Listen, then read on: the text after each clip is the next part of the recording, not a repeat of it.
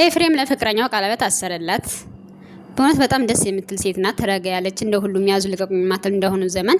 ሰላም ጤና ይስጥልኝ ውድና የተከበራችሁ የስለዩት ሚዲያ ተከታዮች እንኳን ወደ ቻናል መጣችሁ። ቻናል አዲስ ቻናል ነውና ሰብስክራይብ ላይክ በማድረግ አበረታቱኝ። ስልካችሁን ከፍታችሁ ተውልኝ የሚመቻችሁ በትትና ሰዓት እንዲቆጥርልኝ እና ዛሬ ወደ መጣሁበት ሲል እንግዲህ ኤፍሬም ቀለበት አስሮላታል። ለስርላት ነው እንግዲህ ማታ ጠብቁ ከምሽቱ 12 ሰዓት ላይ ማለት ነው እንጠብቃለን በጉጉት። በእውነት በጣም ደስ ይላል። አንዳንድ ጊዜ ነገሮች ተስተካክለው በነገራችን ላይ በዚሁ አጋጣሚ ዩቲዩብ ስሩ ማለት ነው። እንግዲህ ታውቃላችሁ ለምለም ናት የዚህ ሁሉ የዩቲዩበሮቹ ዩቲዩብ ታጅራ ዩቲዩበሮች ራስ ለምለም ናት። በጣም ጀግና ናት። ዛሬ እግዚአብሔር ይመስገን ስራዋን እየሰራች 4-5 ቅርንጫፍ ስራ ድርጅት ባይሆንም በቃ ስራዋን ከፍታ እየሰራች ጀግና ሴት ናት። በቃ ዩቲዩብ አለች እኮ እኔ ስለ ሰው ባወራ እያወራው እኔ ስለ ሰው እንትን በወር እስከ ሚሊዮን እየተከፈለኝ ቁጭ ማለት እችላለሁ፣ ግን እኔ እንደዛ እኔ አልፈልግም፣ ሰርቼ ማግኘት ነው የምፈልገው አለች። ይሄ ምን ለማለት ፈልጌ ነው?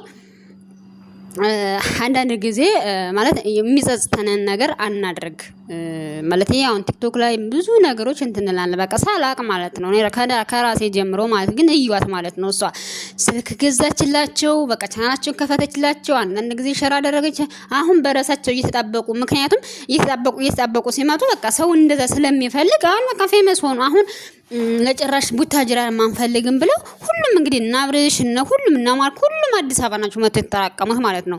ለስራም ለሁሉም ለኔትወርኩም ለሁሉም ነገር አዲስ አበባ ይሻላል ብለው ማለት ነውና ምን ለማለት ፈልጌ ነው? የዚህ ሁሉ ራስ ለምለም ናት። ለምለም ጀግና ናት። አያችሁ አይደለ? እና በቃ ዩቲዩበር ያላቸው ሰዎች በጣም የሰሩ እነ ቶፊክ እንትን በግ ጠባቂ ነበር። አሁን ግን እግዚአብሔር ይመስገን እና አንዳንድ ጊዜ ዩቲዩብ እኮ መክፈት በጣም ማለት በጣም ከባድ ነው። እንደዚህ እንደምናስበው ቀላል አይደለም። በዛ ሰዓት እርግጥ እነለምለም በከፈቱበት ሰዓት ሰው አልከፈተም ነበረ። በቀላሉ እናንተ ፌመስ ተሆኑ ይኮን ነበረ፣ ግን ያው ያለማወቅ ነው። አሁንም ግን የሆነ ተስፋ ያልቆረጠ ሰው የሆነ ነገር እንትን አይልም ማለት የሆነ ቦታ ይደርሳል ብዬ አስባለሁ። እና በእውነት በጣም ጀግና ናት። የዚህ ሁሉ መሰሶ የዚህ ሁሉ እንትን ለምለምን ነው በደንብ ማደንቃት። እና ፍቅረኛው ራሱ በቃ የሆነ ረጋ ያለች እንዳሁኑ ዘመን በቃ ያዙ ይልቀቆኝ ምናምን ያላለችና ረጋ ያለች ናት ማለት ነው። ኤፍሬም ራሱ የሆነ እዩኝ ብቻ የሆነ አሁን እንደዚህ አሁን ራሱ ሲመጣ ራሱ እንደዚህ ልጥፍጥፍጥፍ እያለ አይመጣም። እውነት ለመናገር እንደሌሎቹ ማለት እሱ ቢለጠፍም እውነተኛ ፍቅረኛው ናት አሉ አይደል? እንደነ ሃይሜን ብሩኬ በሰው እንትን በቃ በሰው የሚጫወቱ ፍቅረኛውም አይደለችም ምንም አይደለችም። በቃ ለቢዝነስ ማለት ነው። እኔ እኮ የሚገርመኝ ነገር አንድ ሰው ከተጣላ የዛን ሰው ቪዲዮ ለምንድን ነው ሸር የሚያደርገው? እኔ ጥያቄ ልጠይቃችሁ፣ ኮሜንታተሮች ጥያቄ ልጠይቃችሁ፣ ለምንድን ነው የዛን ሰው ቪዲዮ ሸር የሚያደርገው? እነሱ ተመካክረው ለምን መሰላችሁ? ቲክቶክ ላይ ማለት ነው የብሩክነት እየተዘቀዘቀ የሃይሚ ቤተሰብ እየተዘቀዘቁ ስላየው ነው። እና እናንተ ለምንድን ነው የምትዘቀዝቁት? እነሱ እኮ ተነጋግረው ነው ስራቸውን የሚሰሩት። እውነት ለመናገር እናንተ ሲጀመር የሚዘቀዝቁት ለእናንተ እኮ እስከነ መፈጠራችሁ እኮ አውቃችሁም እኮ እውነት ለመናገር አያውቃችሁም እኮ እስከነ መፈጠራችሁ አያውቃችሁም። እናንተ ጊዜያችሁን ዝም ብላችሁ በእነሱ ሊብ ትገቡና አይች እንደዚህ ናት ይች እንደዚህ ናት እያላችሁ ጊዜያችሁ ነው የምትጨርሱት። ምንም ነገር እስኪ ማለት እንደውና ሃይሚ አንድ ቀን የመደም ቅመምን ቪዲዮ ሸር አድርገው ያውቃሉ? አያውቁም። ምን ጨነቀኝ ብለው አያደርጉም። ቻናላቸው እንዲረክስባቸው አይፈልጉም። እና ማለት የመዳም ቅመም እንደምናስብላቸው ለኛ ሸር ቢያደርጉ ቢያበረታቱ እንደውም እግዚአብሔርን አብርሽና ሩታ በጣም ነው የሚሻሉት። ለስንት ሰው ነው ቻናል የከፈቱት? ለስንት ሰው እነሱ በጣም ይሻላሉ እውነት ለመናገር ማለት ነው።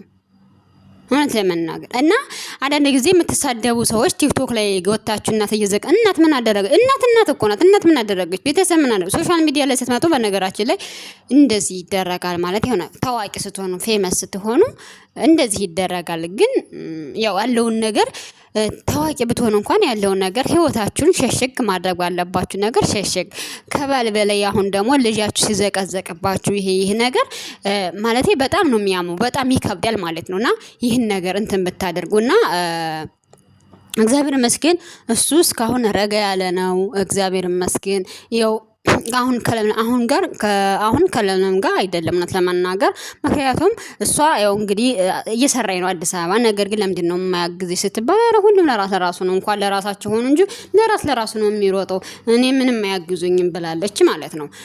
ዓለምን እንትን አድርጋት ማለት ነው ሆነ ስራውን እንድትቆጣጠር ምናምን ስታደርጋት ሲጠይቋት ወንድሞች እያሉ ለምንድን ነው ለሷ እንደዚህ የምታደርጊ ምናምን ሲሏት ከዛ በኋላ እኔ እንደዛ አይደለም ማለቴ እነሱ የራሳቸውን ስራ ነው የሚሰሩ በቃ እዚሁ አዲስ አበባ ቢሆን እንኳን አያግዙኝም ብላለ። ያው ሁሉም የራሱን ግን አንቺ ጀግና ነሽ። በቃ ለውጠሻቸዋል። የራሳቸውን ህይወት ቻናቸውን ከፍተሽ ያለውን ነገር አመቻችተሽ ምን ብለሽ የራሳቸውን ነገር እንትን ብለ እንዲሰሩ አድርገሽ ነገሮችን ሁሉ አሳይተሽ ነገሮችን ሁሉ አመቻችተሽ ይኸው ስንት ሰውን የለወጥሽው እነ ማርክ እነ ብሩክ በስንት ማለት ነው እነ ኤፍሬም አብርሽ ለምለም ናት እንደ ከፈተችለት እንጂ አላቀም። እኔ ከዚህ ላይ እንኳን አላቀም። አብርሽ እንኳን የቆየ ነው ዩቲዩበር በፊትም ጀምሮ አለው እውነት ለመናገር ማለት ነው።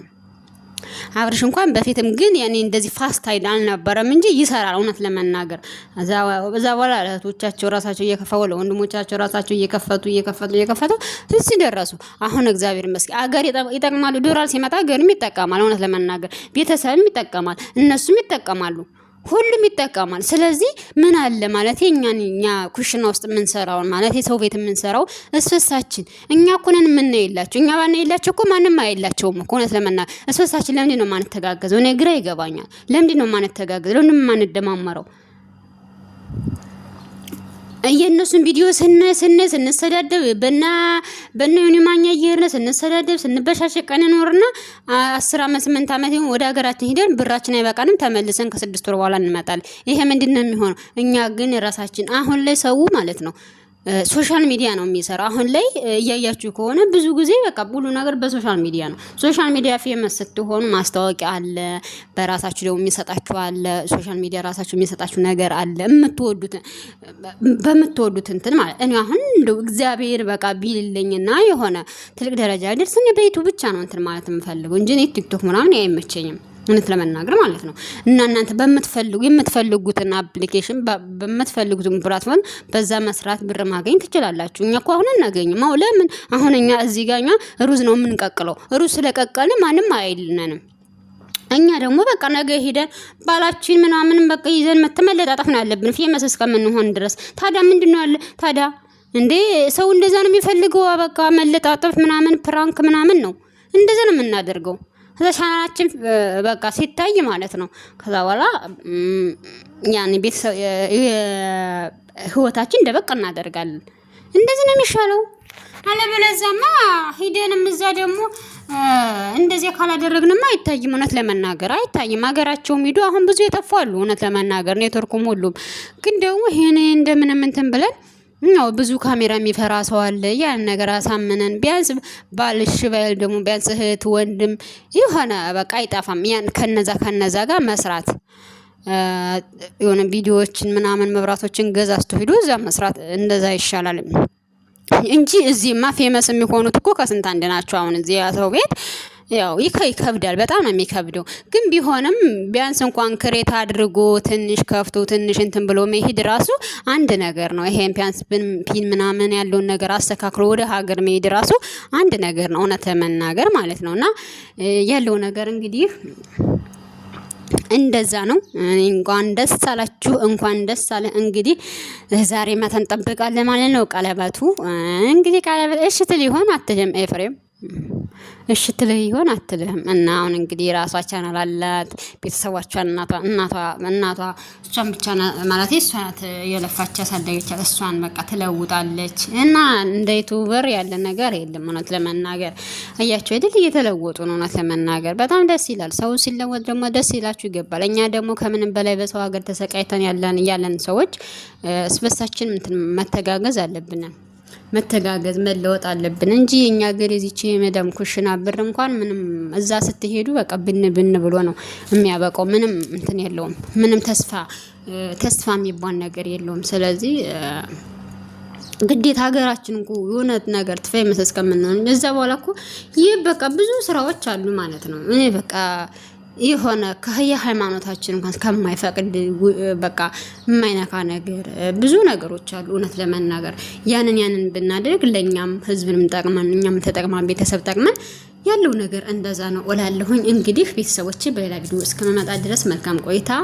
እንግዲህ በትህትና ሰዓት እዩልኝ ማለት ነው። ቪዲዮን እስከ መጨረሻው ይልኝ። አመሰግናለሁ።